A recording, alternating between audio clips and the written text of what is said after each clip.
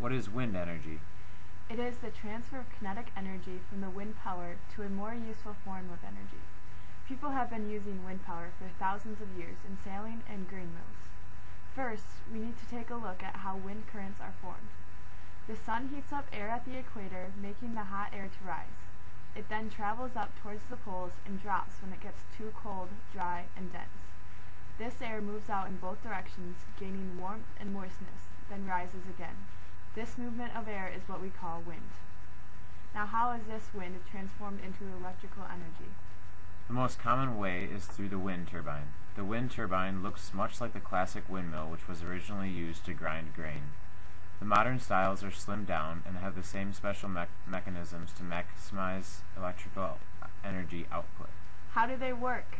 First, the wind passes through the rotor blades. These are the things you see on windmills or wind turbines, which catch the wind and transfer its power to the rotor. These blades use the concept of lift to increase rotational speed.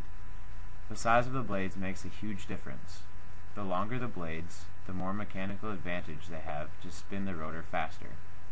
Also, the higher up the blades are, the more wind speed it catches. This rotor is connected and spins with the blades. The rotor is connected to the shaft. This shaft turns when the rotor turns and goes into the gearbox. This gearbox transfers the energy from the big shaft to a smaller shaft, which spins much faster, creating more electricity in the generator. The generator is made up of electromagnets around the shaft with coil wire surrounding it.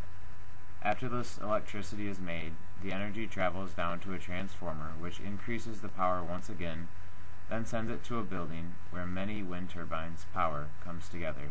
Then it can be distributed to the people. There are many advantages to using wind power. Wind is free and plentiful in most areas. There are also no greenhouse gases produced because no fossil fuels are burnt. Also, wind turbines take up less space than the average fossil fuel power station. This allows the land to be used for other purposes, such as farming.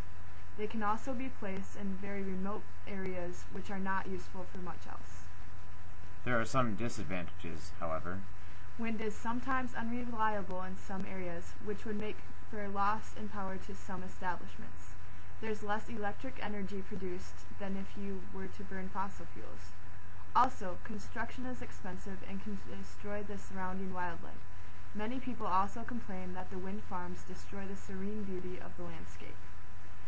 So how much of the market of America uses wind power? According to Peter Burr of ClimateWire, wind turbines generate only about 2% of the nation's energy.